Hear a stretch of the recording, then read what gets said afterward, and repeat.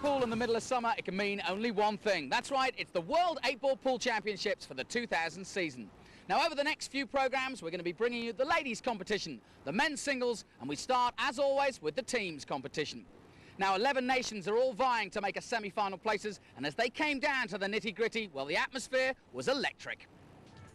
The round-robin stages couldn't have been closer. The top 4 sides all finishing on equal points, each player in a sudden death one-frame shootout, and national pride at stake. The pressure is always on to perform. Sometimes they say, how they missed that shot, but they just don't realise the pressure that the players are under. It's a lot of experience for guys like us that enjoy the game. It's been well worth it.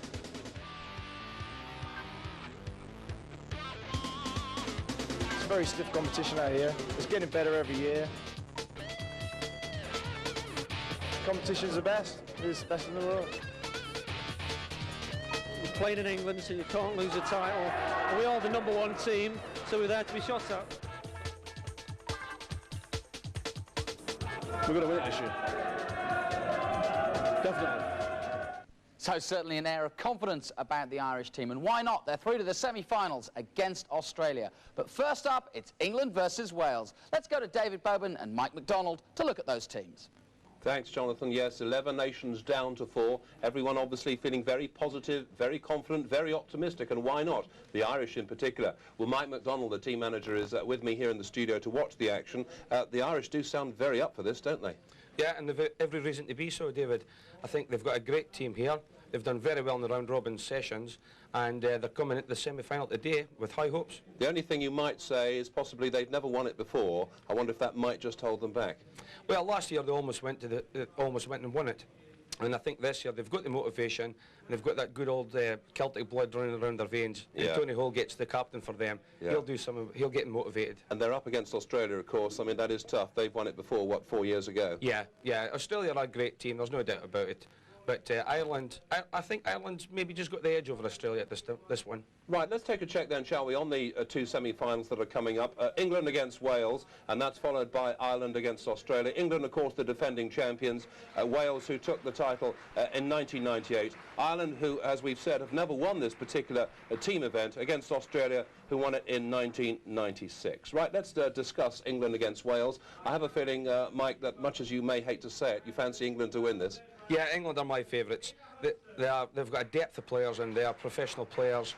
And 4 of the team have actually just made the world squad here, yes, which is superb for any team. Yes. To have 1 in it, but to have 4, I think it's their championship again. Okay, it's worth pointing out, isn't it? It's the best of 21, 3 sessions. Yep. So we start off with 7 frames, then there's an interval. Yes. How would you see this going? I mean, do you think England are going to make a very positive start? They always do, and Jim will have told them to do exactly the same. They're starting off with Jason Twist, tremendous player.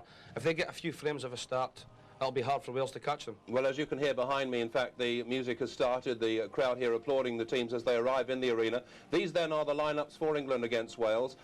Very interesting lineup there. Lee Kendall, the captain for England, Carl Alexander for Wales. But just to re-emphasise, if you like, the strength of England, Carl Morris only at the moment a substitute. That's right. I mean, that shows the depth of the squad.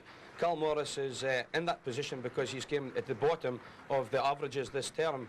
But a tremendous squad. Keith Brewer there against Phil Grundy. That'll be a tremendous match. Keith Brewer, the backbone of the England squad, #1 in the averages this week. And Chris Melling, of course, up there just behind Jason Twist. Chris Melling, a young man who many people are saying one of the best potters in the game, and obviously destined for great things. Prolific potter.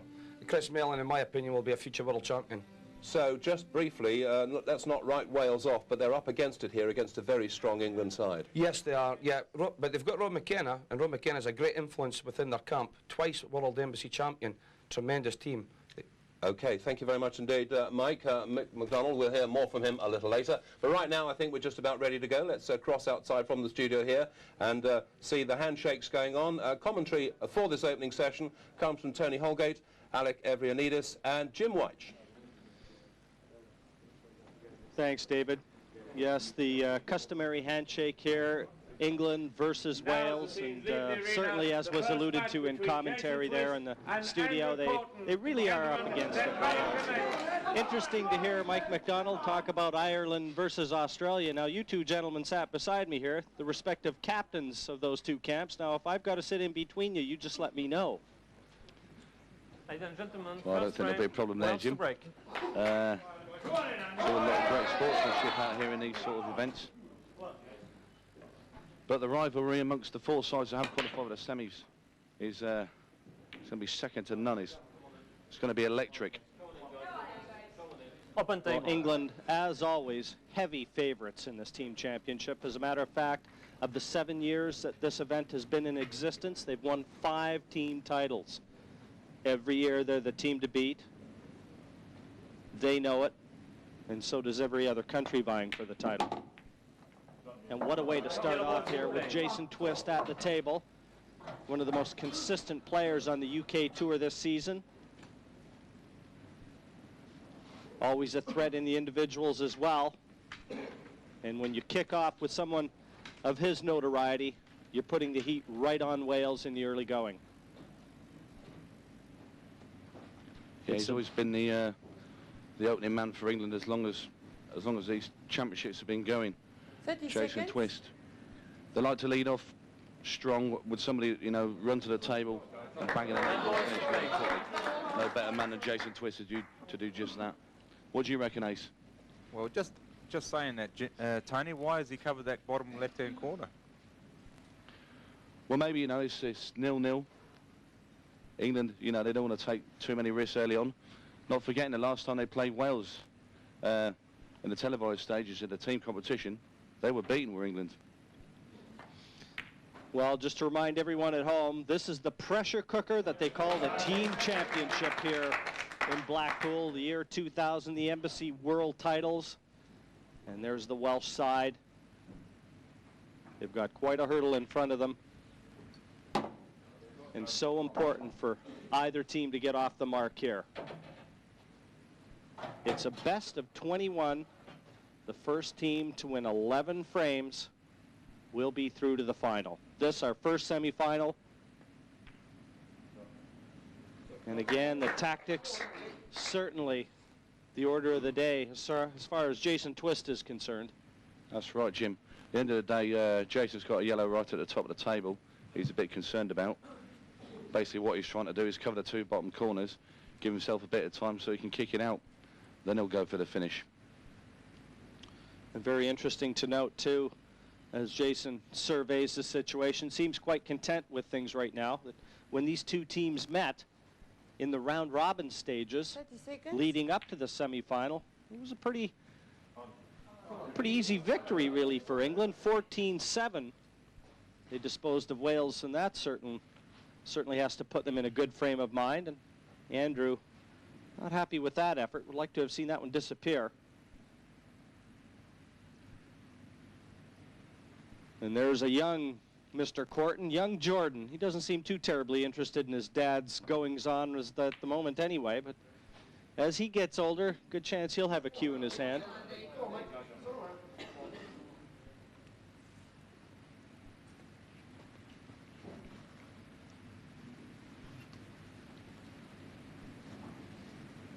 Well, just looking at the balls here, Jim, I think Andrew's in a lot of trouble. There's not much happening, and he's really going to have to decide where he's going to give 2 shots on one of them bottom corners. He can't pot all them balls in the other end of the table, so he's going to have to probably give 2 shots on and clear one of the pockets for him. Yes, of course, giving the 2 shots would mean an intentional foul.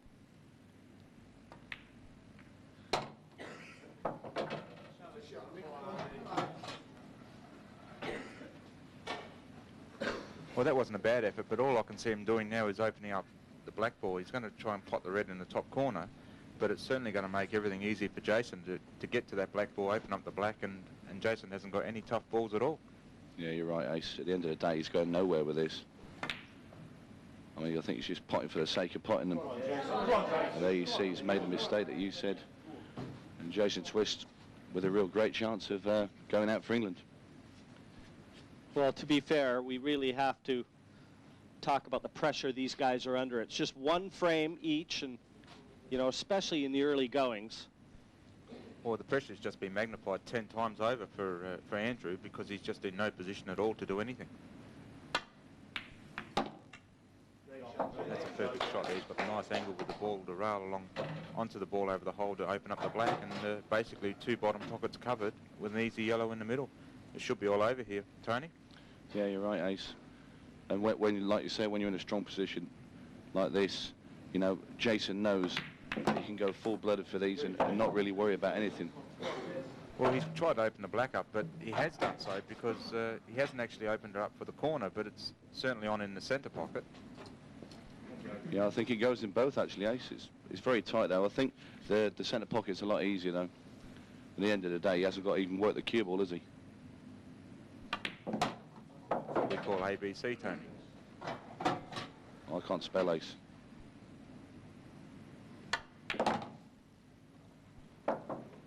Well, this has been a sound opening for Jason Twist, and had a very good average during the team championships here leading up to the semifinal. In fact,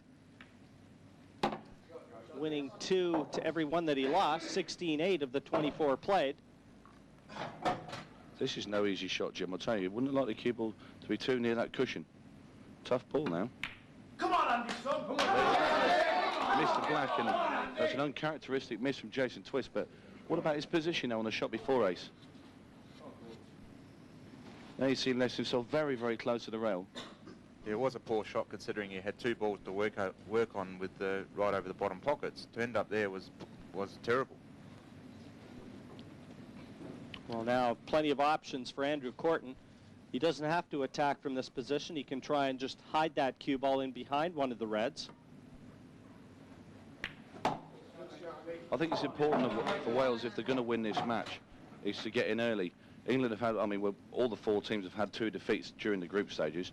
England's 2 defeats came against our team, and it came against Australia. Both those defeats, I know for a fact, we went in front very, very early. We managed to just stay 2-3 frames ahead of them all the time, and I think you was pretty much the same, weren't you, Alec? Yep, that's right, Tony. I think we got to a 3-1 lead, and they kept on pegging it back, but we had the less pressure. When you're trying to make up ground, it certainly is tough.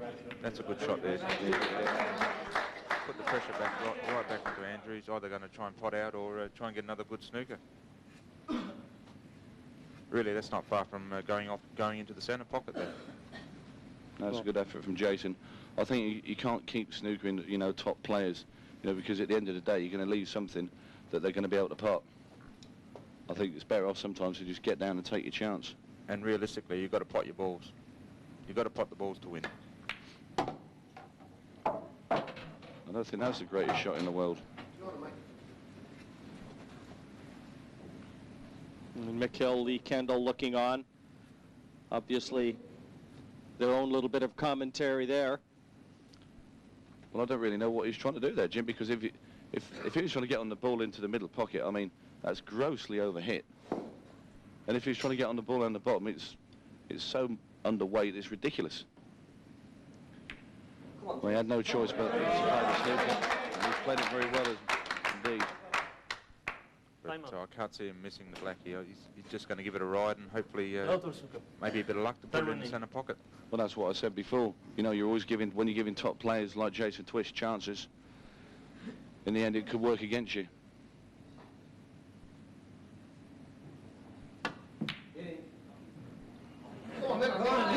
It's another opportunity for Andrew Corton, though.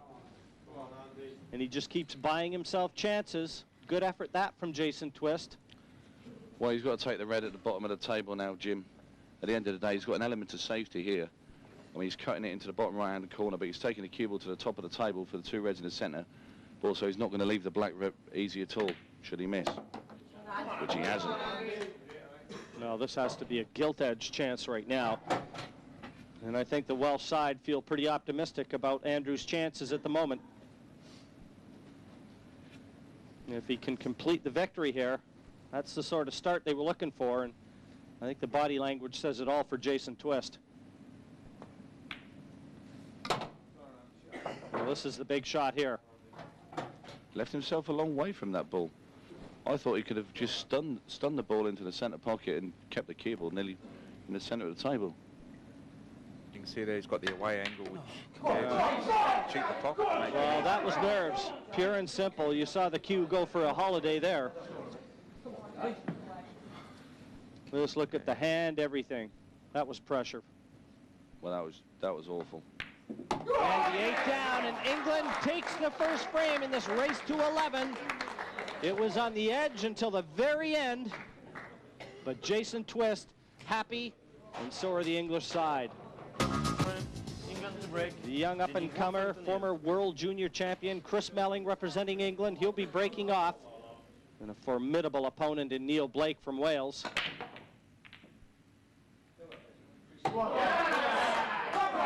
Now, so much has been said about this young player, and we're going to get a chance to witness it firsthand.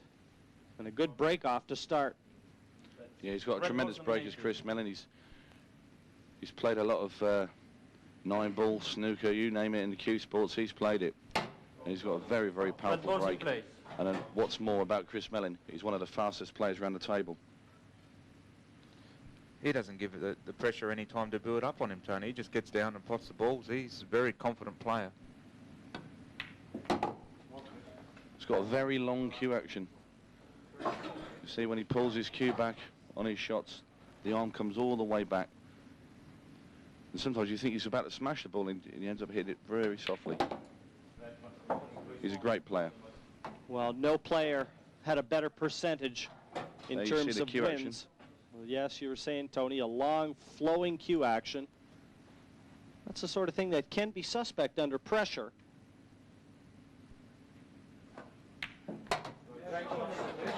Mind you, the nerves at 21 years of age haven't really matured yet, have they? It's all about having fun. Well, he's qualified through the junior ranks of the England setup, Chris Melling. He's actually been World Junior Champion. Now he's a senior, and this is his first showing on the television. And there's a lot of promise of this player. He's going to be one of the stars of the future. Might well be one of the stars of the present.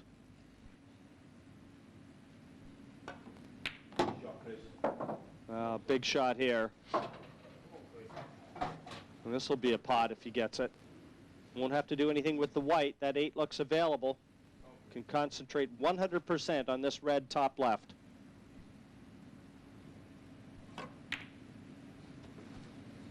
And there you go.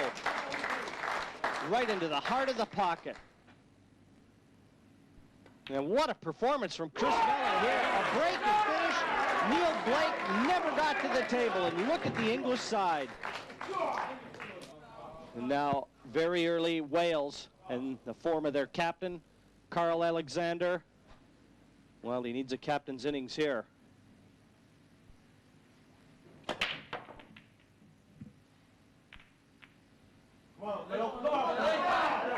Up and table. England just beats you in so many ways. It doesn't matter who they throw out. Every single one of them is a world-class performer. There's just no time to catch your breath. Well, I'm just thinking now, they've got to get on the board and at least get on the board and get a start. That's the hardest frame to win sometimes, is the first frame. And when you look at how many chances they had in the first frame, you wonder where they're going to get it now, because they're just coming so strong with England players. Yes, young Phil Harrison. We've seen him on Sky Sports screens before. Good young player as well. And you see the referee just touch the table there. I believe Phil's got a hearing impairment that the referee will just touch the table, in effect the 30-second warning.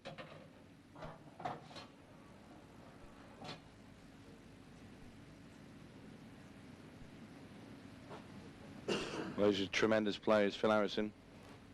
Like you say, there's just no let-up in their team. And he's a very positive young man as well. Well, he can see the finish here too, Tony. He's got the ball in the bottom left-hand corner to come out for the center, ball in the center of the table near the center pocket, and really only the black to worry about. It's a good shot as well, Ace. Yeah, he's played it perfect. He's got two options now. He's got either the one going up to the top right-hand corner. He's played that with a bit of side. That's a tough shot, really. Well, back in 1998, the English side was defeated by Wales in the final, in the World Team Final.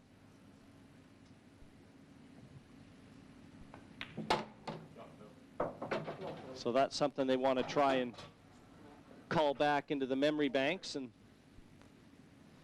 hopefully build something positive with that. They've beaten them before.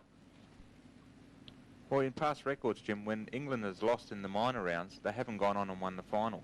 When they've won every game in the final, they've won convincingly. So that's what's given Australia and Ireland a bit of confidence, because we've both beaten them in the minor rounds, and they've lost when they've lost in the minor rounds. So who knows, Tony? We might, one of us might take it out after all. Well, it'd be nice, especially if it's us, Ace. But at the moment, the team that's in trouble, are Team Wales. Well, if he's nice and straight on this, he just wants to stop that cue ball virtually where the yellow is, and that's going to leave the black bottom left.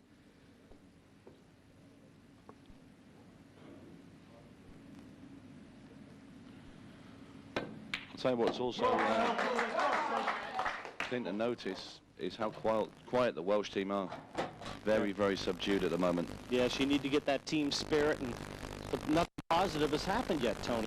They've got nothing to put their hands together for. Phil Harrison's giving them absolutely no reason to clap, but look at the English side in stark contrast. 3-0 now to England, and that was a bit of a showing, that one from Phil Harrison. Wales to break. Well, next up, Warren Hodgson trying to carry on with the momentum that Rob McKenna has supplied the Welsh side. But again, quite an adversary in Darren Appleton from England. It'll be very interesting to see how Darren approaches this game after watching Mick play his game, and the other three English blokes just going out there and potting out. So yeah. I'm interested to see what Darren's going to do in his first visit. Yeah, it was like a sprint in mud. He wants to get back on terra firma again, does Darren Appleton, but it's down to that man, Warren Hodgson. Certainly to try and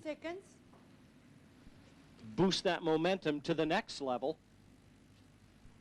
It was certainly encouraging, too, to see the Welsh side off their hands. They were sat on their hands for the most part in this match, and nice to see them get into it.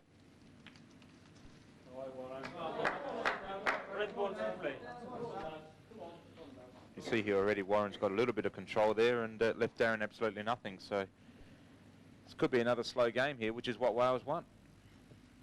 Well, it worked for them last time. They slowed the game down. And they put England under a lot of pressure. Mick Hill cracked. If they can do it again, maybe that's a tactic now for Wales. Maybe that's what they want to do.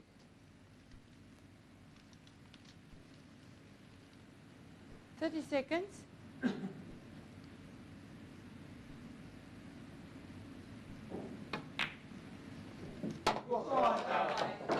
Super pot there, but doesn't avail him any position. No, he's certainly quite happy to be aggressive, but unfortunately he's left himself no result from the next shot.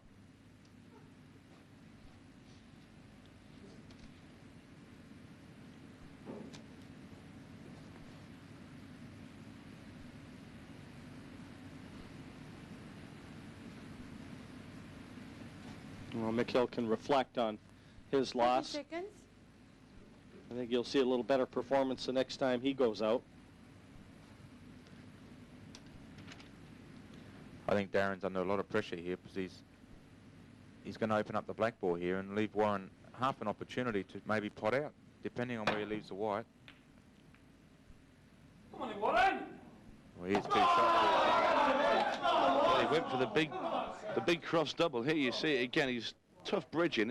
It was a great effort, but unluckily, Darren Appleton has knocked in Warren's yellow ball, and that's 2 visits to the Welshman. Was that a little bit cheeky, that double, would you say? Well, it comes back to the scoreboard, Jim. This is what he should be doing, and this is exactly what Mick Hill should have been doing in the last frame. Just being aggressive and having to go and really applying the pressure, but unfortunately it failed on that occasion. 30 seconds. Well, time remains to see if Darren Appleton will be getting out of his chair. That's a good opening one. He's got the 2 visits, remember. So he wants to try and hold that second visit as long as possible. And the awkward yellow that's in the middle of the table near the black ball, that sails into the centre pocket. What he's got to do is keep his nerve here now, Ace, isn't he? I feel he's got one worry ball, and that's the ball that's closest to the bottom cushion, the yellow on the bottom rail, because nothing really links up with that. He's got the yellow in the centre of the table for the centre pocket, which is what he's lining up to now, to run forward. He's missed that one. But still has his second visit.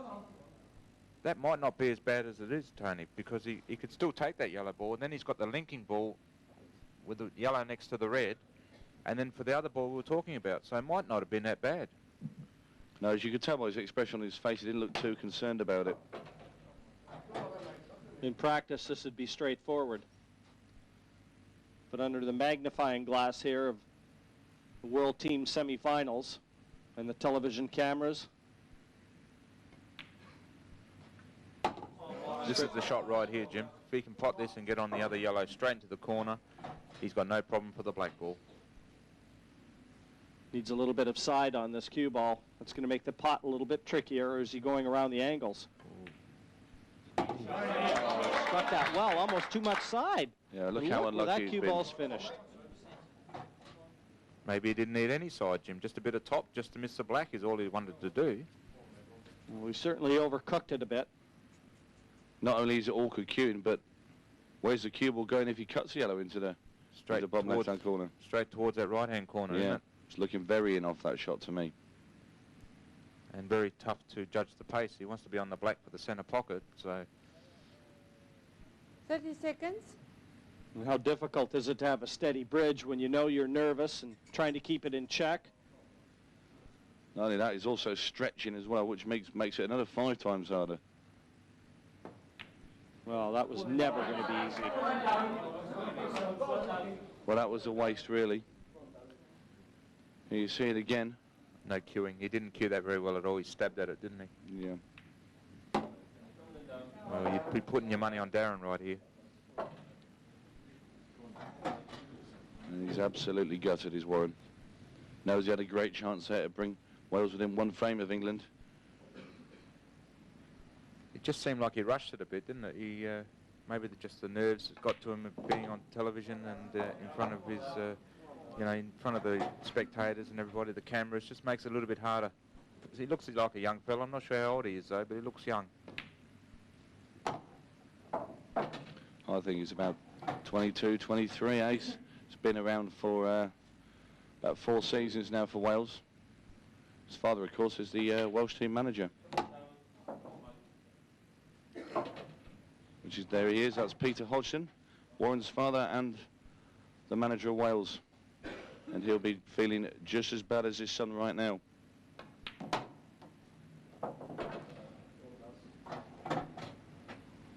Well, Darren Appleton very quick to help him remember that miss.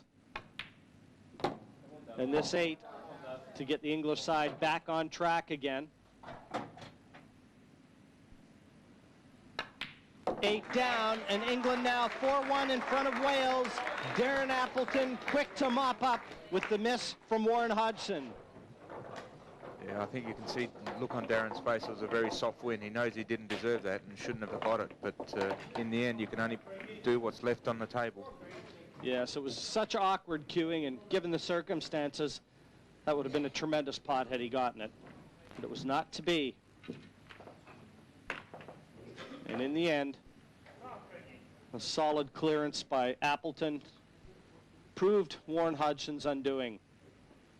Next up for England, the team captain, Lee Kendall.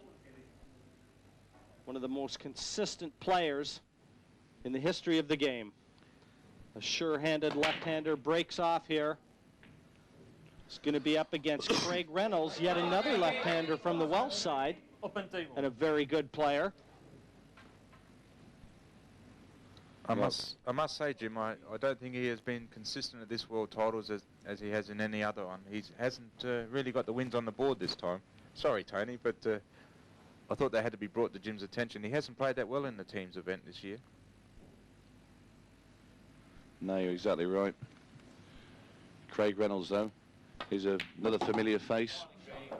Yellow ball's in play. Been in the Welsh side now for about 3 seasons, but he's also one of the top professionals around. Makes a lot of quarter-finals and semi-final appearances in the big tournaments. He's quite a quick player as well, Craig. He doesn't like to mess about.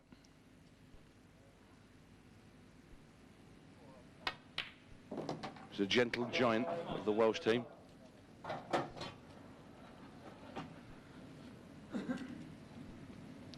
Well, Craig knows he's got to take this finish out now. Very important that they get this frame, the Welsh team. Always nice to beat the captain as well, though, Ace, isn't it? We have to endure that throughout these team events when one of us go down. That's right. The captain's meant to be the leader, and he's the one that's meant to do all the work. So if you put the captain out of his place, well, it certainly helps your teammates.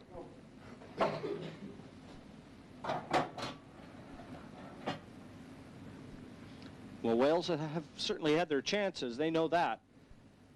And if Craig Reynolds can go through to complete a victory here, they're going to only find themselves 4-2 behind.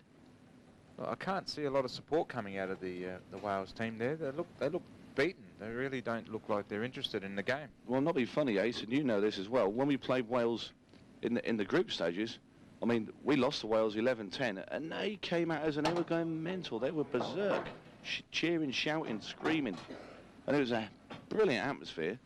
And I just can't believe what I'm seeing from them. Well, they're seeing Craig Reynolds in with a golden opportunity here, and you'd never know it looking at them.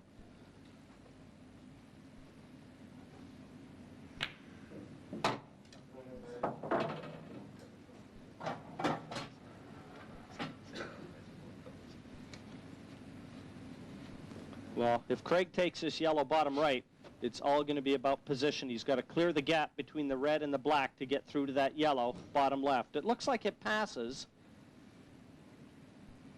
And there you can see it's, if it does, only just. I think I'd be taking it now, maybe. Tony, what do you think? Yeah, you got to play it dead weight, though. I think Craig's took the right option, because if he played it first time, he's going to have to play it very softly, and he wouldn't really been getting on the last yellow very easily. Well, I was considering the yellow into the centre pocket, but it still would have been a tough shot, I agree. Well, I think he's got to roll this. Yeah, definitely. Yeah, half a pocket there. I think he's got it. No. I was going to say, that surely was never going to go in. He hit the knuckle there first. As you watch it now. So he's hit it very slowly, but you see the yellow just catch the jaw, hung over the pocket. Still not in a bad position, though, Craig. Lee Kendall, obviously, he's got a red down there. He's got a lot of work to do if he's going to win the frame. He'll be looking to try and make a snooker somewhere, try and get 2 visits from Craig Reynolds to be able to move the red out.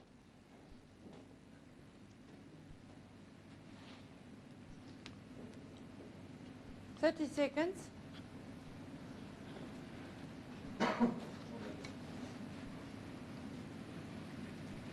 Well, Lee taking a lot of time over this one. He wants to be absolutely sure. Because, as you said, laying that snooker, it has to be a good one. I'll tell you what, he might have left a gap there, Jim.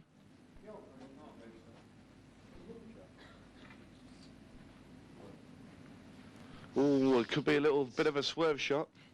Yeah, the old shrinking ball shot, actually, yeah, Tony. But does he want to take the shot? Does he want to take the shot on? Because should he foul and then knock the yellow in, obviously leaving it easy for Lee Kendall.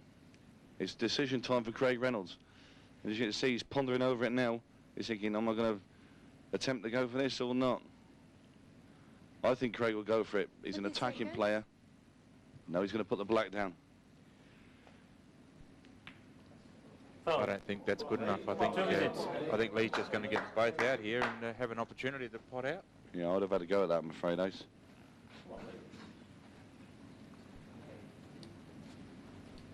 I think one of his teammates or his managers just said, why didn't you have a go, or could you see that? Or wouldn't have been much of a swerve, but Craig said, no, no, no, no.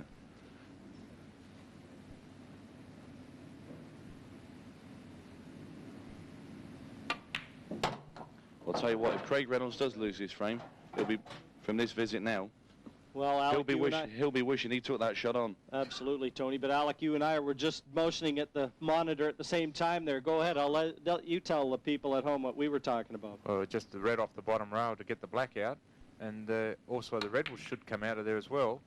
He's hit it all right. He's got the red out, which was the main thing, but Second visit. Could have done better, though. Yeah. He could have played that with a little more pace and got that black more into the center of the table, away from that bottom left. So it's still not easy. He's still got a bit of room down now. I mean, he's in no hurry, though. He's in no hurry, Tony. He's get another 2 shots and try again. But like we say, you give a player another chance, you never know what... He's definitely going to go for this swerve, isn't he, Tony? This one, for me, is easier than the one that he just passed up. Most definitely, yeah.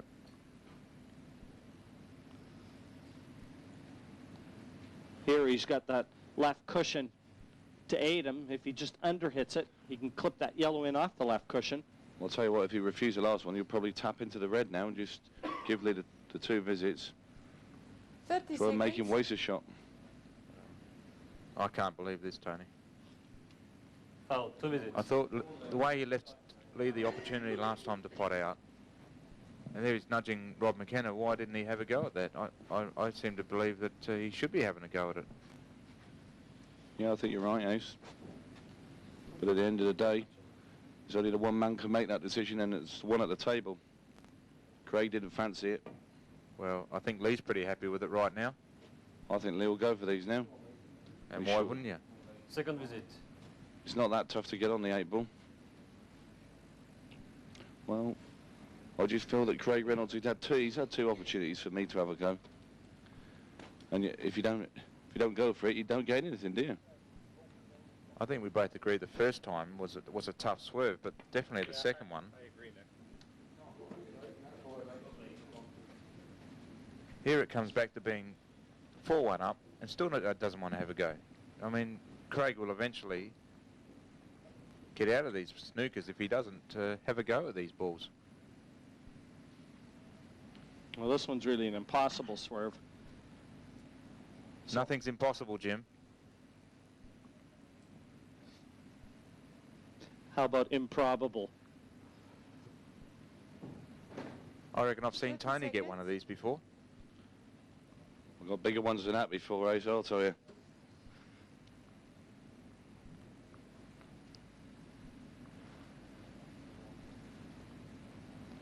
could park the keyboard on the floor and I'd have a go. Foul, 2 visits. Well, how would you like 2 shots from there, Tony? Yes, please. I mean, that's just, well... I feel sorry for Craig because, you know, I mean, he's a great guy and he's a superb player, but really he should have gone the first 2 times for the swerve.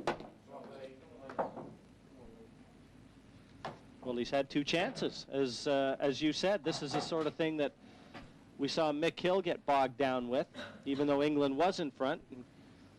Now with Rob McKenna having won a match, it was down to Craig Reynolds, who has to be said is one of the more experienced players on the Welsh side. Look, what it comes down to is you're playing a class player, your team's in trouble, you've got to play the great shot to get out of trouble. You know, he should be taking it on.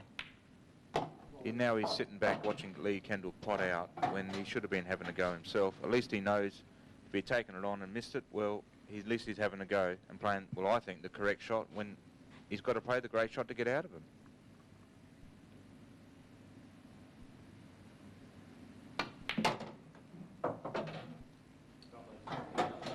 The comeback doesn't only happen by playing the correct shots and playing great pool, but you've got to play the great shots to win the games as well. And that's what inspires your teammates to do that. Well,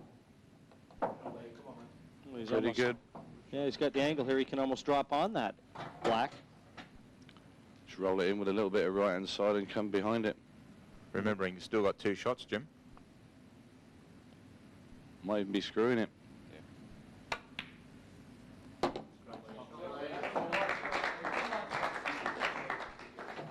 I don't think he mattered. He didn't care where he got it, as long as it's around the back there, any pocket, centre, corner or top corner, he's happy with either of them.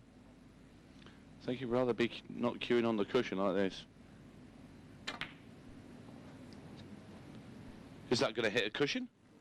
It's a bit soft. That's a foul shot. Unbelievable. Well, that is unbelievable. Well, here you see him strike the 8 ball. As you know in world rules, if you do not pot a ball after the cue ball's made contact with the object ball, a ball must strike a cushion. That, the cue ball didn't, the 8 ball didn't. And Wales can thank their lucky stars. Well, that, folks, could be the momentum swing that Wales has been looking for. 4-2 behind. They needed something good to happen, or certainly in this case, something bad from the English side. But could that be the turning point? And now we've got England #1, really, Keith Brewer against Phil Grundy that you see breaking off there. Well, you see the black going in. Obviously, in world rules, black off the break. It's just a re-rack. The balls are set up again, and the same player comes up and has another go. There's no penalty at all.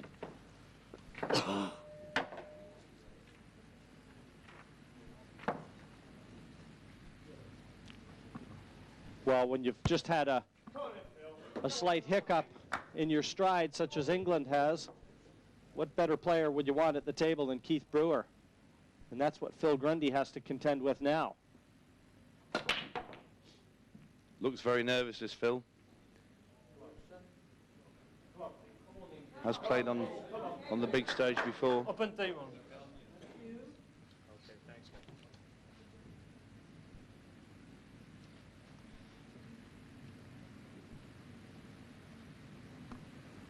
We've seen Keith Brewer over the years win some monumental frames, really, in team play.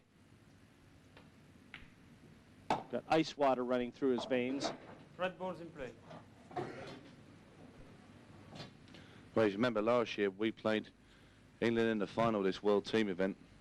10-all, 1 frame left. John McMahon for us, Keith Brewer for England. And the shot he played under pressure to leave a snooker was just out of this world. And I mean, it was one of the best pressure shots you'll ever likely to see. Bearing in mind, I think team events are harder than the individual. Time running. Yes, Lee Kendall will attest to that. You know, you don't want to let your teammates down, you. Or your country, Tony. Well, that's right. Or the players that you're representing from your country.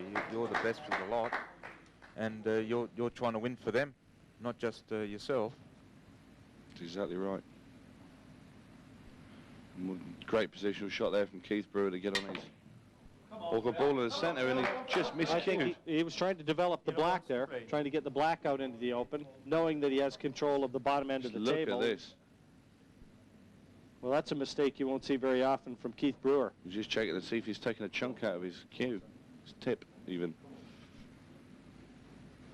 There's not much tip there, to be fair. He does play with a very low tip on his cue.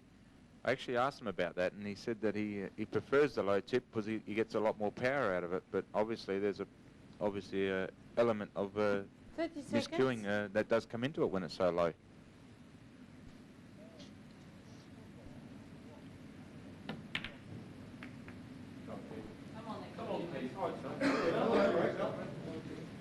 Again, Jim Morris looking on. 4-2 in front. The English side right now, they enjoy that lead. See that shot that Phil just played then, Tony? Just trying to create a problem for Keith. I mean, he's creating a bigger problem for himself because he's not going to be able to get the yellow out in a hurry. But it's just slowed Keith down a whole lot because he can't get to his reds. It was a good shot just to hold back. And I don't think Keith was happy with that red falling in. He's not going anywhere. He was just trying to cover that other pocket as well. Well, it's a tall order, I think, though, for Phil Grundy to win this frame at the moment. A tactical magician, Keith Brewer. Always like him in the trenches for you when you're playing.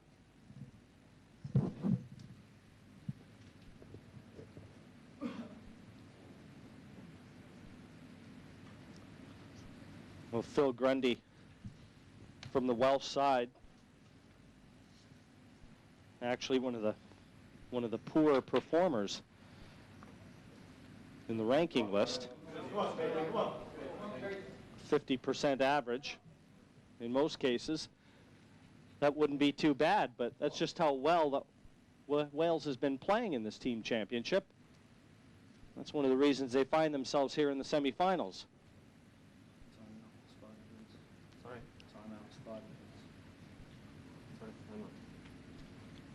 I think Keith's just contemplating whether he should be trying to pot out here. I think he has got the opportunity to put the red onto the red and then maybe get an angle to kiss out the yellow to open it all up.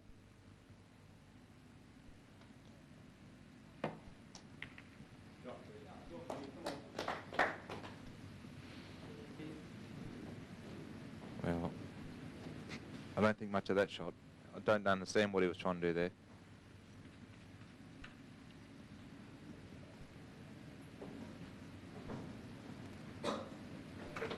Still, Phil Grundy can't go anywhere. Alec, he's got that yellow in jail, bottom right. I think he's just, I was just looking at what he could do there, and maybe he's got to try and get another yellow down into this corner so he can attempt to put the yellow onto the red, which is covering on the inside there, to try and get some more control back in that corner, because he's certainly in trouble with only one yellow there.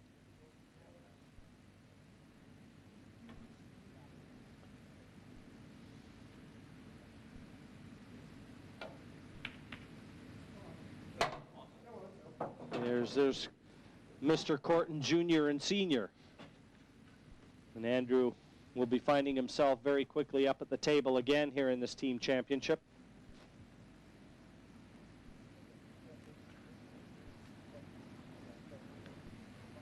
So what's he going to do, Tony? How's he going to get out of this game? Well, he's got to try and get 2 visits from somewhere. And there's nowhere really on the table I can see him getting them. Keith can sit there, bide his time. Well, especially while he's potting his balls, he's not going to have anything to work with him soon. And if you think they're trying to get the 8 ball over there now, there's not really many options for him. I think if you get the 8 ball over there, it's only going to be in Keith's benefit. Yeah, well, the only other thing he's going to have to do is put another yellow there then. As I suggested, don't want to go in off though. He didn't want it over on that side. He should have been over on the side rail, so then he could maybe put the yellow onto the red and cover the bottom pocket.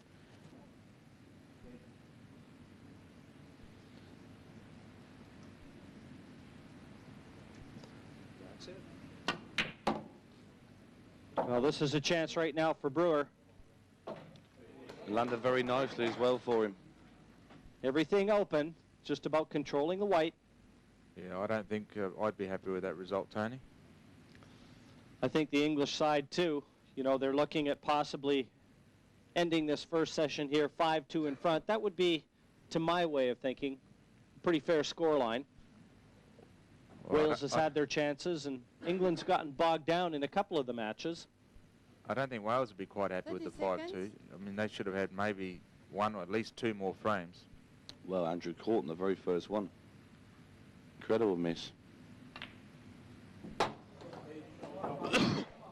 tell you what, if I was Phil Grundy, I'd be pretty happy with this situation, because he had no chance 2 shots ago, and all of a sudden Keith Brewer's put himself under enormous pressure to play 2 or 3 great shots here to save this game, Tony. He wasn't really forced to have a go, but he thought the opportunity was there. Well, I think he'll just be looking to leave himself an angle now so he can pot his last red and just kick one of the yellows out of the way. He's created space for the black. And there you see he looks pretty good. He's got the red into the centre now, rolls the cue ball forward, kicks into the yellow on the left-hand side in the middle of the table. He's got the black in the right-hand centre, or top corner if he chooses. Well, I would prefer to be playing it rather than watching it, but geez, it's not going to be easy. There you see he's got the angle. 30 seconds. Got the snooker too, though, Tony. I don't think he played that with any conviction at all. It was a tough shot to put some power into that when he's very close to the cushion, considering he miscued earlier. Keith's a player that doesn't like to play the power shot. He likes to stroke the ball around the table, you know, and just work the white in small spaces. Mick Hill there looking very distraught by that shot. This isn't a straightforward hit either. It's only got half the 8 showing. He could go in off as well into the centre if he just clips it thin. He didn't have to hit a cushion because it was a total snooker. I didn't think he'd be having a go at that. I think he had to make sure that he hit it. I'm sorry, I didn't realise he had 2 shots. Second visit in now. But he's got to make it here.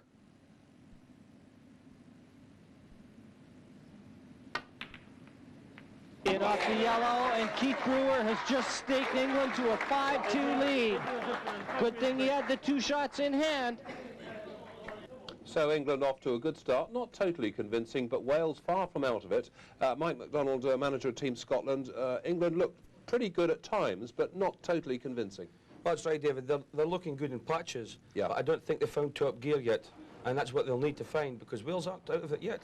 Let's just take a look at your shot of the session so far. It was early on Chris Melling with a long red. Had a difficult time for him. It was a great shot. That is a tremendous pressure shot. Young Chris, first time he's been here on the TV stages, all the pressure he's under to perform for his team, and he pulls out a shot like that. World Championship shots. Yeah, he is a young man without doubt to watch in the future. Oh, yeah, for sure, yeah. Fine, thank you very much indeed, Mike. So we'll take a brief break here in Blackpool. Stay with us. We're back with you in a couple of minutes' time. This is a match that I certainly have been waiting for. We saw it on the paper. It's a 2-time Embassy World Champion Rob McKenna up against Chris Melling. How impressive was Chris in his first outing?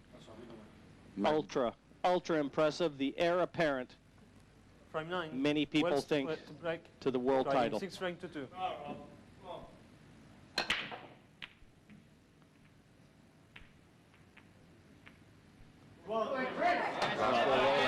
So important for McKenna to pot one off the break there. Red ball putted. Well, you can hear the Welsh are actually making a little bit of noise now as well. Yellow ball's nominated. Well, this is one I think they were all looking forward to. And they look a little bit more animated as well, even though they just lost the last frame. 6-2 down. Their best players at the table. There is. Just asking the referee, Time running. Christoph, there for the rest. Was having a laugh and a joke with him. Yellow ball's in play. He's played a good shot there, Tony. He's got on one of his tough yellows.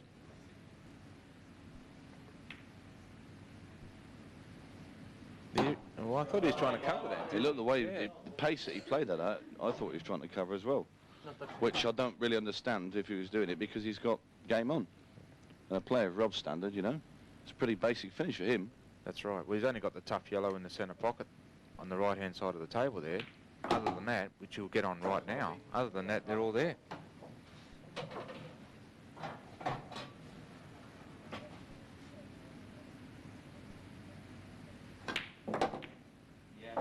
I don't think he had any real need to do that at all.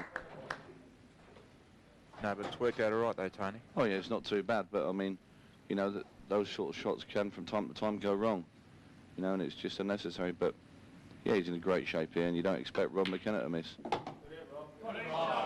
Especially not now. Another nice kiss there on the yellow to push it even closer to the centre pocket.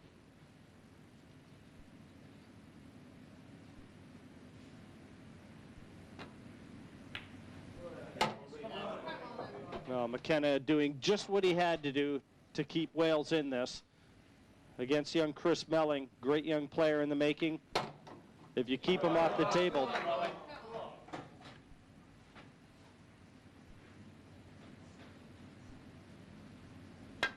What a performance from Rob McKenna. A great outing there. 6-3, they pull one back. And can Wales build on that performance? Chris Melling, we never got a chance to look at him there. As well as he played in the first session. There's no response to that. Well, it's taken Wales 9 frames to actually get out there and win a match rather than actually get it handed to them on a plate, Jim. So maybe that's what they needed, just an easy frame, a good victory, to maybe get the ball rolling in the right direction.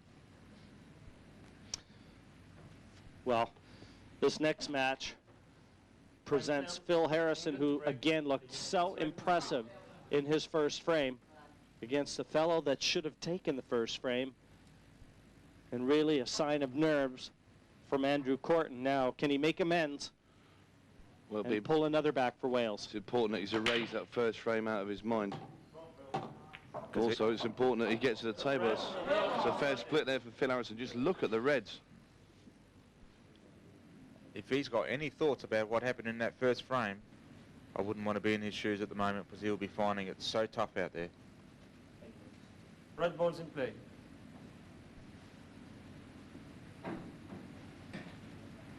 I think he'll be looking from his seat and looking at the table and thinking, well, I'm not going to even get out of my chair in this one.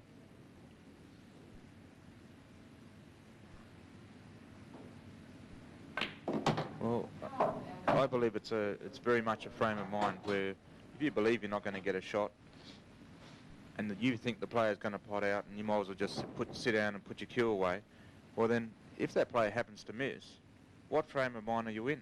You're in the wrong frame of mind. You should be thinking, when I get my chance, I'm going to get out there and I'm going to pot the balls and win the frame.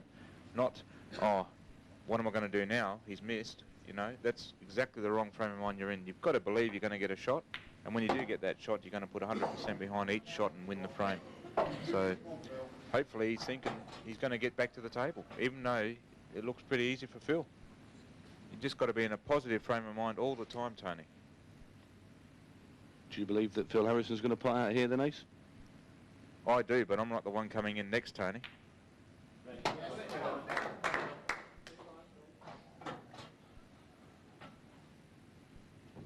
Eight ball's a funny game, and you see Keith Brewer, who's got just about a perfect cueing action, miscue earlier, you know, and anything can happen.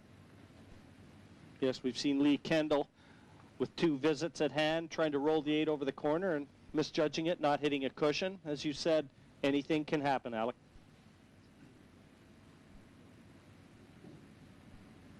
Thirty seconds.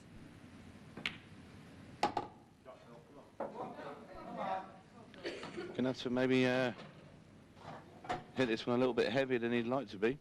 He's got a little bit straight on it. He's going to have to sort of force it to make the angle there, Jim.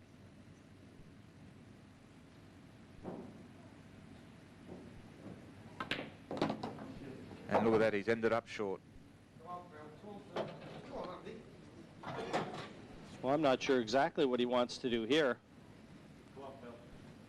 But this never looked like getting to where it needed to be. Well, just looking at the white ball, it looked like he put right-hand side, because when he hit the bottom rail, it went left rather than going right towards the ball. Yeah, I think he's trying to double this. Very good at these sort of shots, Phil Harrison.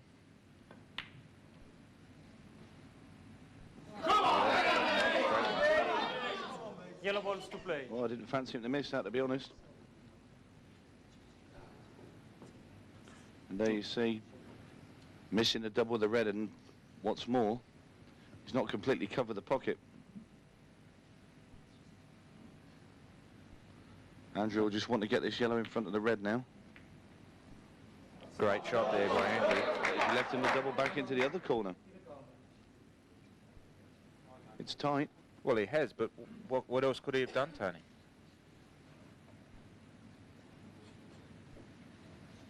He may have tried to force it in there off the red, clear the pocket, maybe get on one of the other yellows for one of the centre pockets, but the way he's been going, he hasn't really had a good opportunity in the game, or the other frame that he played.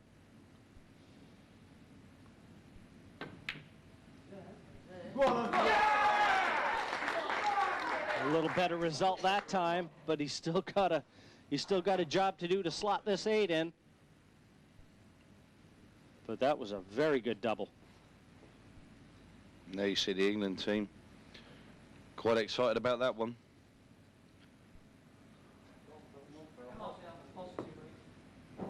Sweaty palm time for Phil Harrison.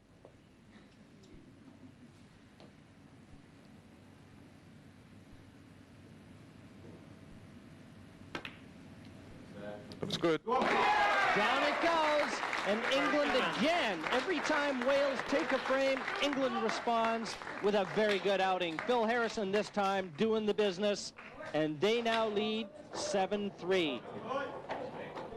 That's a bit of a shame for Andrew, because he actually played a good shot. When he finally got a shot, he played the right shot and covered the pocket, but unfortunately left Phil, and Phil playing a great shot.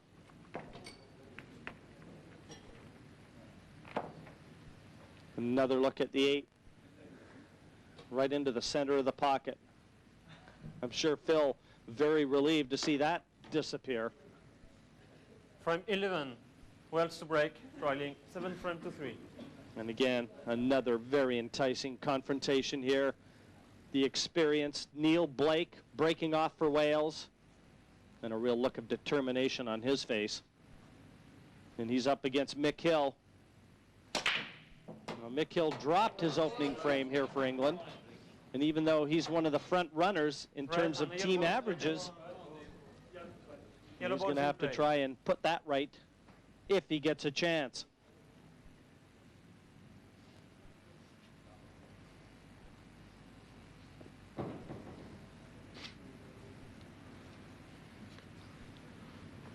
Neil Blake was the victim of a Chris Melling onslaught in the first session. Melling broke and cleared up. We never got a chance to see Neil get out of his chair other than to offer congratulations. I wonder if he's going to repay the favor. Well, Neil's certainly one of the better players in the Wales team, more experienced players anyway, so he'll be out there trying to make up for that that first frame.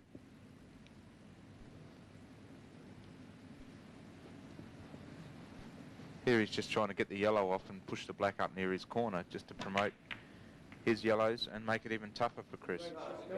That's a good shot there, Tony. Red balls to play. He's composed himself well. Played the black down the bottom of the table. Got it right next to his yellow. He's in a strong position now, Neil Blake.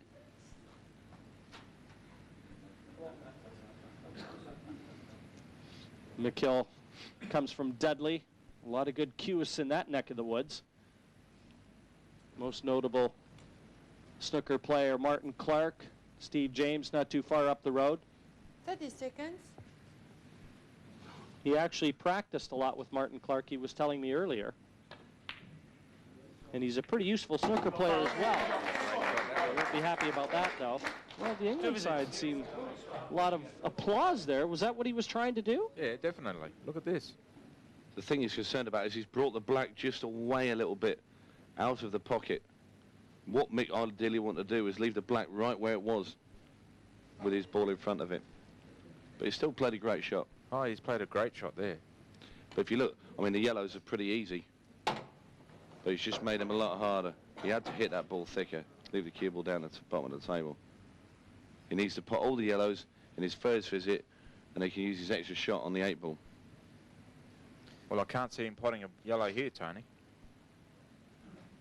I'm not exactly sure what he was looking at initially to want to leave the cue ball on that side. Nothing's available. Well, I wonder now if he can play one of these yellows and knock it onto the side cushion, the left-hand side. I think there's a gap where the red is over the bag, where the black is, that he could play down there and dislodge it. I think he's gone with your method. He tried to keep the 2 shots. Tried to double that yellow in the opposite corner there. And I think he's just realised that he could have played a yellow down that rail.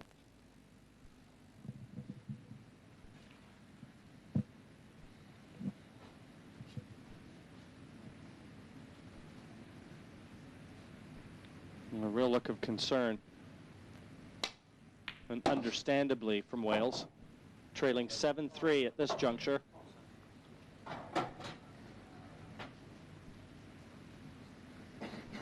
Well, Neil's got half an opportunity here. He's going to try and pot the yellow into the centre pocket and have an angle on the other yellow to maybe just get below the black and maybe even pot it in one of the opposite end corners.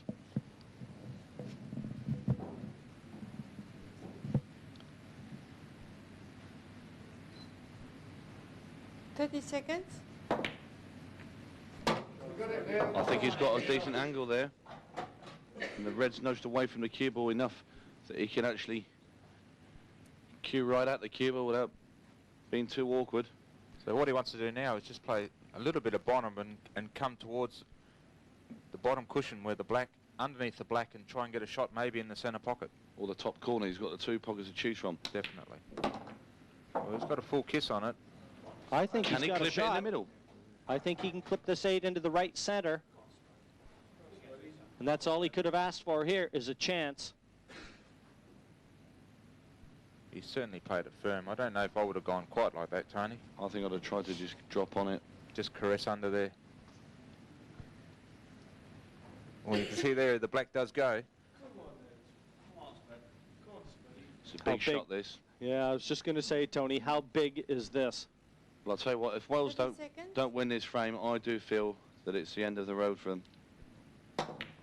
Go, baby! Great shot from Neil Blake, and what a time, and just look at the emotion. Easily the most emotion we've seen yet from the Welsh side. They've taken 2 of the last 3 and back in with a chance.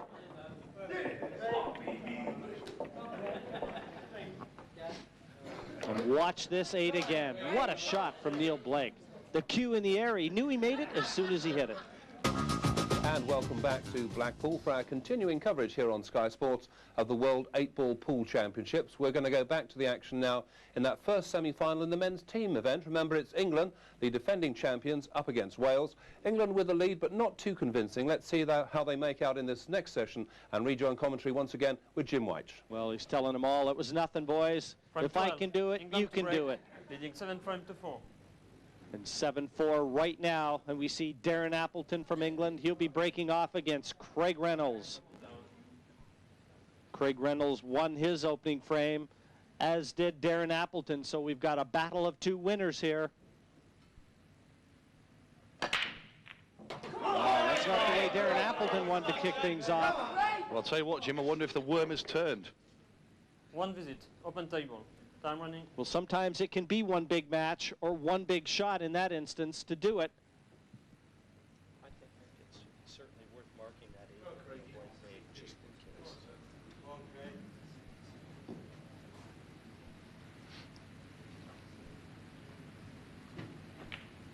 Here's a big opportunity for Craig here. Yellow These yellows look great, don't you think, Tony? Yeah, he's got a great chance of an out. I mean, you're playing against somebody like Darren Appleton. He's got the break against you. You're just hoping for a shot.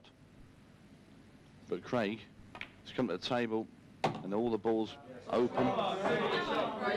Your teammates just pulled a frame back for you, and Craig knows how important this frame is.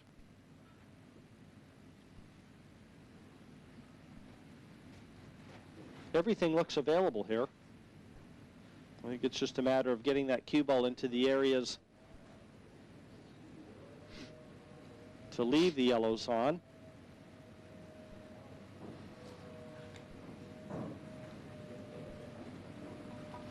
It's nice to see the Welsh side a little bit more into it.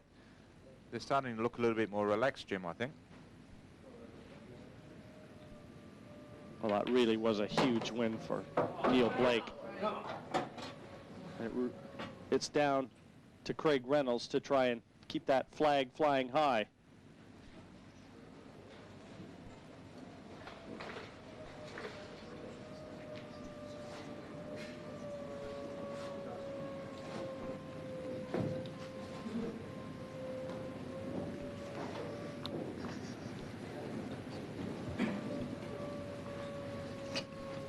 Well, Craig played very good in his opening round, too, against Lee Kendall, benefiting from a lapse.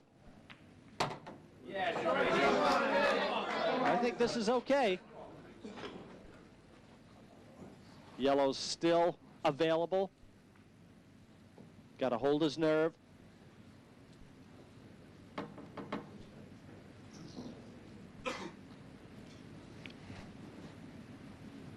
Craig's been in front of the television cameras before on Sky Sports, so he's not going to be afraid of this moment. There'll be no fear. 30 seconds. I'm not too sure about that shot. It almost appears as though he's overdone it. I don't think he can get through to that yellow below the black.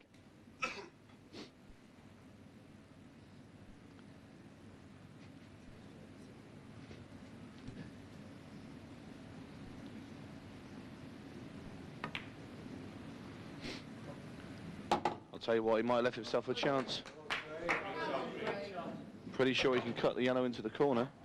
Darren knows he can. Darren's sat in that sort of angle. Yeah, but the problem, Tony, is the cue ball is going to be going back into the center of the table. He's in danger of snookering himself behind the red. It's got to be absolutely dead weight. What do you reckon, Ace? Oh, I reckon no problem at all here. Just a bit of right-hand side, and he can go up near the blue spot.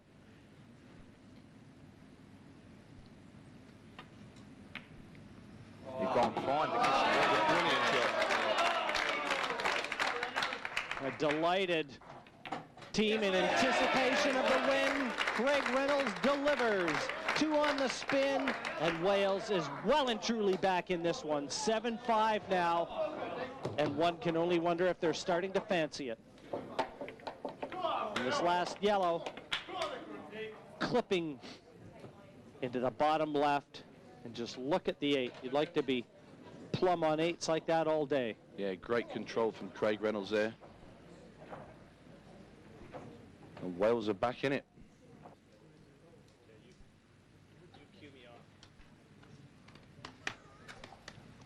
Allez, Philippe, allez! Come on, son!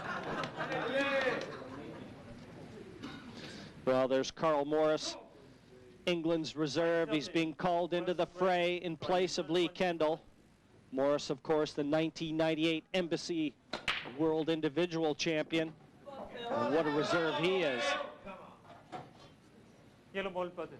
Up against Phil Grundy, and Grundy having potted a ball off the break. I wonder if Morris is going to get an opportunity here.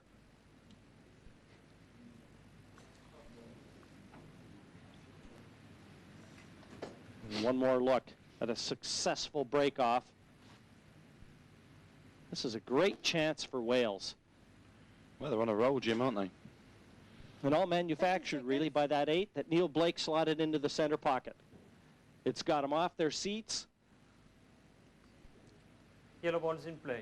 And that little Jordan Corton, Andrew Corton's little baby, he still doesn't seem to be into it too much. I wonder if he'll be a future Welsh international.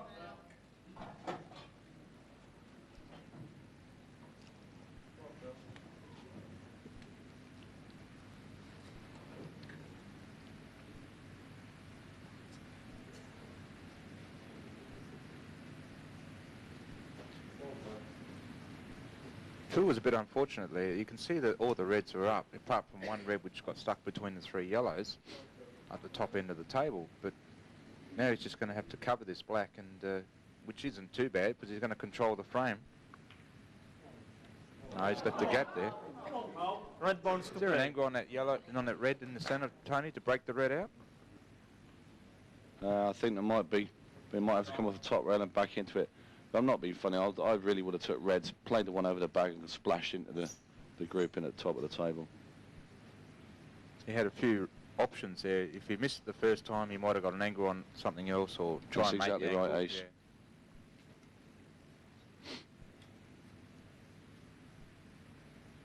Yeah. 30 seconds. The first look that we've had of Carl Morris.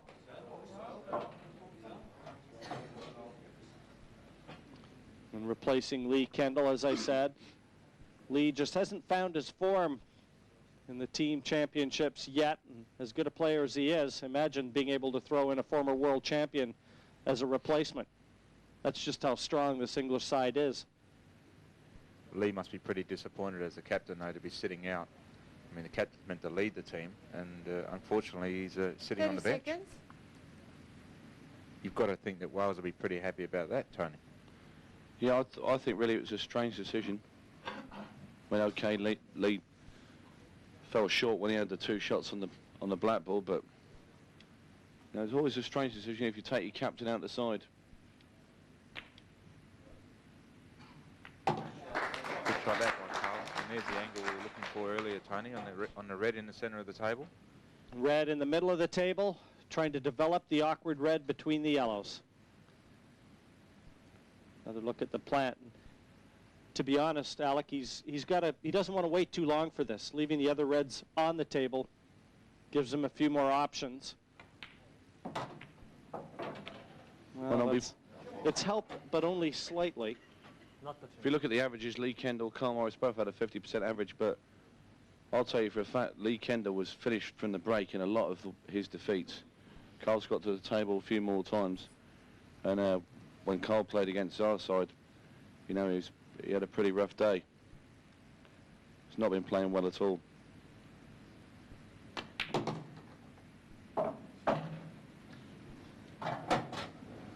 Now that red is available top right, that awkward red. So he's actually got away with this all right, because he can go travel up and down the table to get back on the red there.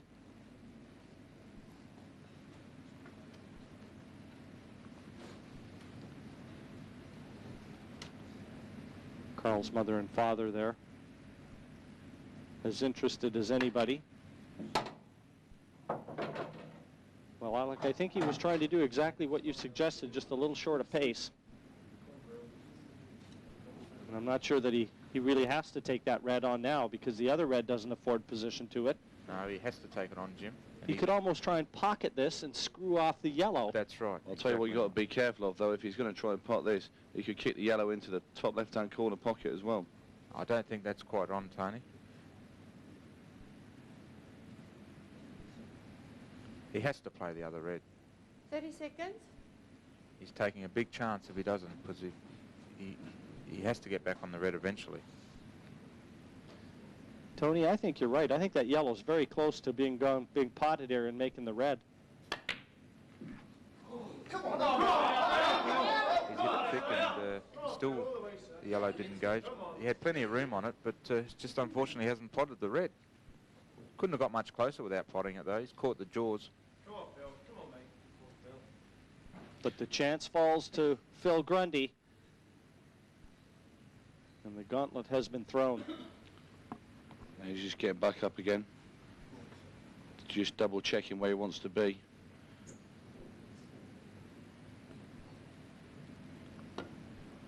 This is such an important juncture in this match right now. And that's a lovely shot from Phil Grundy. Now everything here is pretty much easy finish. There's nothing that's blocking his way. He looks pretty confident too. You don't get much facial expression change from Phil Grundy. A lot of intensity. I wonder if England might rue the decision of bringing Carl in for their captain, Lee Kendall. I'm not sure if he needed to take that risk. Well, that's the only way he could have made a mess of that, was to go around that red there and maybe snooker himself. Why wouldn't he have just run through for the other yellow, Tony? He just looked very nervy to me, does Phil. He's not exactly inspiring confidence with every shot. Well, it's looking all right now, though.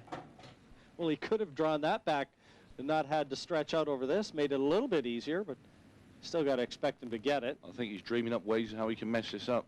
Hang on, where's the white going? I'll tell you what. Never in doubt. If I was sat in the crowd and I was in the Welsh team, I'd be having a... Another one back for Wales. 3 in a row, 4 of the last 5 to pull just 7-6 behind in this race to 11. England looked like they were in the driver's seat, and Wales has just bumped him right out of it. Frame 15, Wales to break, trying 8 frame to 6. Just to remind you, Neil Blake slotted in that 8 ball, a terrific 8 that started Wales on the comeback trail. And he's breaking off here now, and that's not what he wanted. For one The visit. crowd really starting to get into this one now. 8-6, England lead at this point. And certainly, fellows, this is turning into a battle royal. Not really one that we would have expected, the way that England vaulted off to a 3-0 lead early on. But Wales has stuck to their guns, kept the pressure on Red balls England. in play. Man at the table, Jason Twist, well, he's won both of his 2 frames. You couldn't have asked for more, and he's in prime position to make a clean sweep. Well, this is a great chance for Jason Twist. Just got the 3 reds and the 8 ball to put away to restore England's 3-frame lead. These 2 pretty simple, but he's got to make sure he leaves himself an angle on his second to last red. as we get across to the rail. That looks pretty good.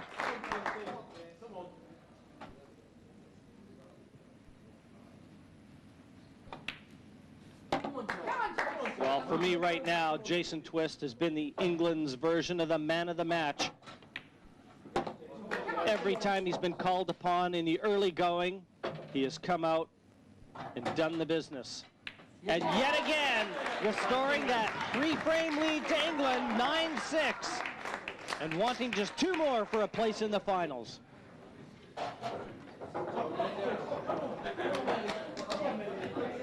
And all manufactured by a poor break executed by Neil Blake there. And that was his last visit to the table. And that's exactly what England would have wanted. Right into the 3rd session, knowing they've been pegged back, come out quickly and restore that lead with confidence.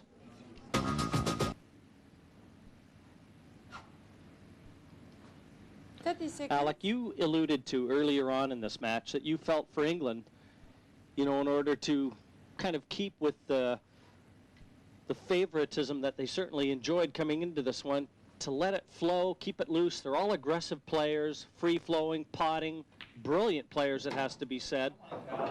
And to get bogged down with a lot of this tactical play, even if they were to win the odd frame that way, it wasn't in their best interest. No, that's right, Jim. And you look at the score in the last round, they've only actually lost around 4-3. Now, for a team that was 5-2 up, to lose the next round 4-3, just says exactly what I'm saying. Why didn't they just apply the pressure and keep the pressure as hard as they possibly could? Wales have done well. They've fought hard for their matches and hung in there in a lot of situations. And all of a sudden, you know, 9-6 down now, considering Jason went game off the foul break in the last frame. But they're still not out of it. They've still got Rob McKenna to get through if England are going to win it with the next 2 or 3.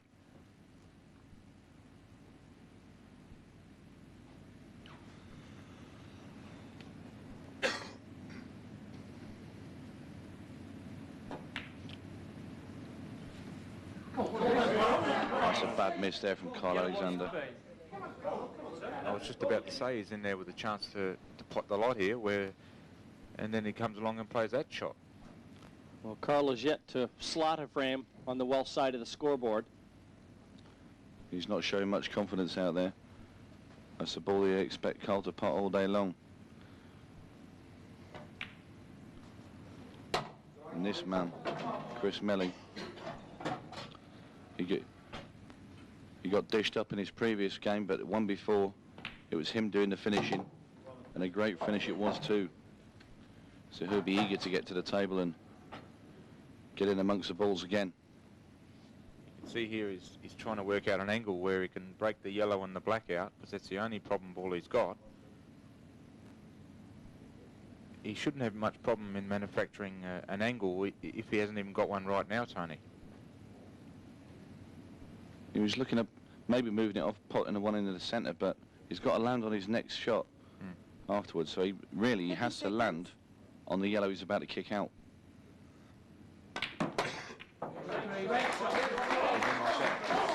Just like that, Ace.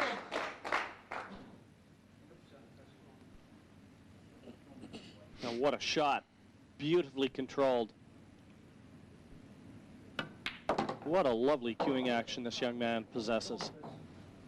Reminds me a little bit of Quentin Hahn, Alec. Oh, definitely, Jim. He's pretty solid. He's got that long action like Tony said earlier, but you don't see him miss the easy balls, and that's part of the game. You've got to make sure you get the easy balls.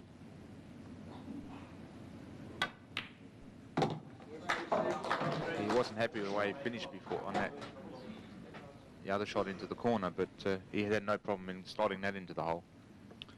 Well, I think it's going to be a deep screw now here. A lot of power in this shot. Pulling the cue ball into the centre of the table. Here he goes, digging very, very deep. Oh, it's a super shot from Chris Melling.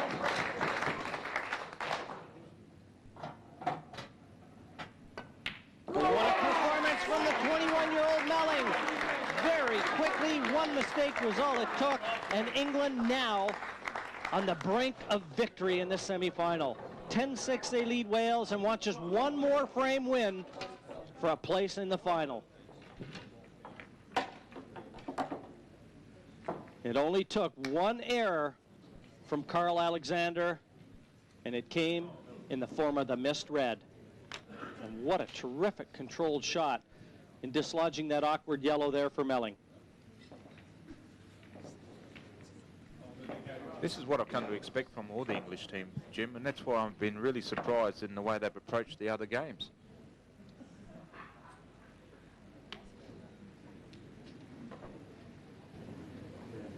From 18, England to break, leading 10 frames to 7. Frame number 18 sees Mick Hill stride to the table. He has yet to win a frame in this one. Such an accomplished player. He wants this one to be the last one England play. And look at that break off.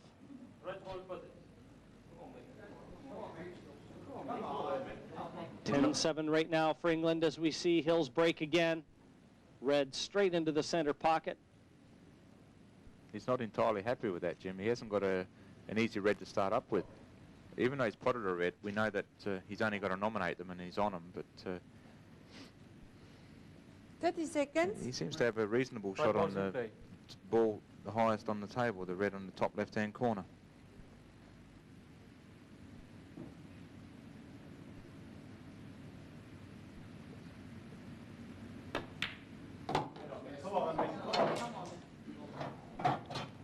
And there's Phil Grundy for Wales. Phil will be wondering if he's going to get a chance in this one. Certainly, you don't want to be in the position to be playing the last frame for your country. Not unless it's a decider.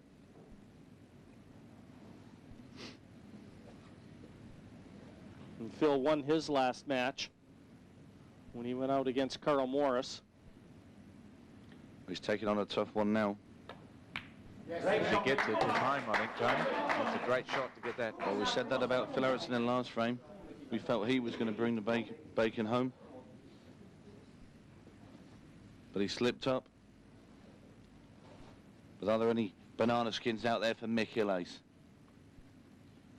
Well, I think it's a bit early to say that he's got it for sure, but he looks confident. He's rechecking everything and he knows what he wants, so we'll see how he goes, Tony. 30 seconds.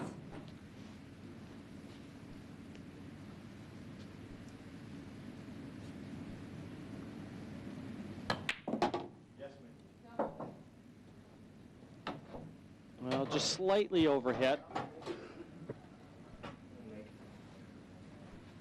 Still does have the option of the red over the bottom right corner.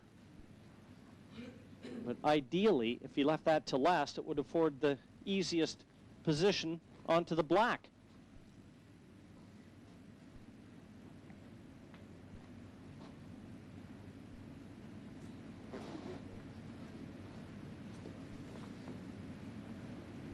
Thirty seconds.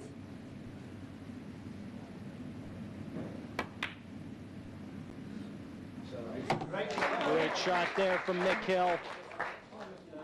Played it into the more difficult pocket to keep the cue ball on the left-hand side of the table. And what a pot that was.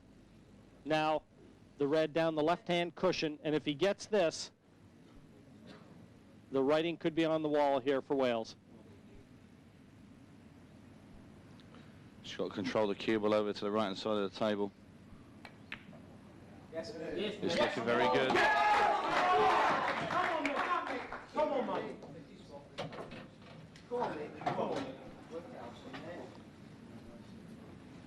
That's where he wants to leave the cue ball. This was a nice pot. Played it with a little bit of left-hand side on the white. I don't like the bridging here, Jim.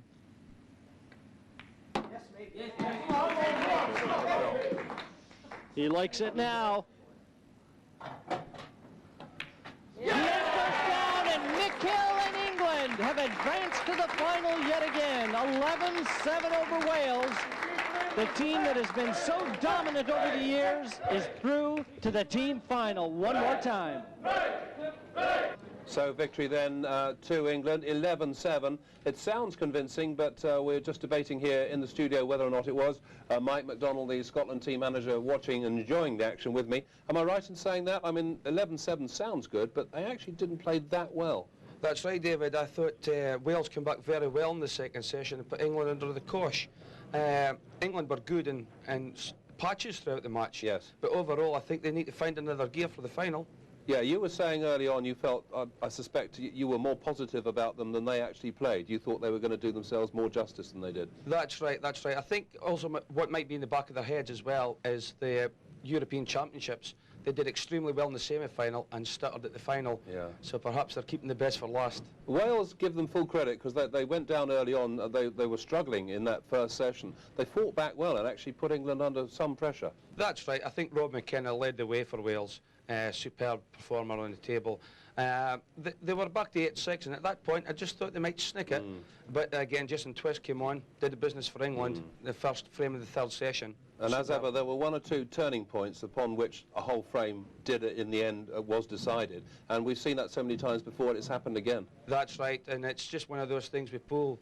Again, Jason doing what he did in the table made enough of a difference to start the third session. Yeah. But a few of the missed balls in the table, very uncharacteristic for England. Yeah, England through now to the final, but you have to say whoever they're going to play, they probably won't get so many chances, will they? They won't get off the hook so often. That's right. Ireland or Australia in the final.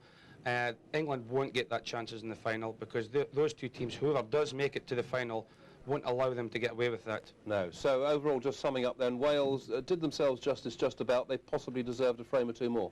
Yeah, I think they deserve one or two more frames. I think England need to pick their game up dramatically for the final. Yeah. But it should be a cracker. OK, Mike, thank you very much indeed. So let's just remind you then the way the semi-finals now look. There's confirmation of England going through their semi-final, 11-7 against Wales. Still to come, of course, Ireland against Australia. Remember, Ireland never have won this title. Australia won it 4 years ago.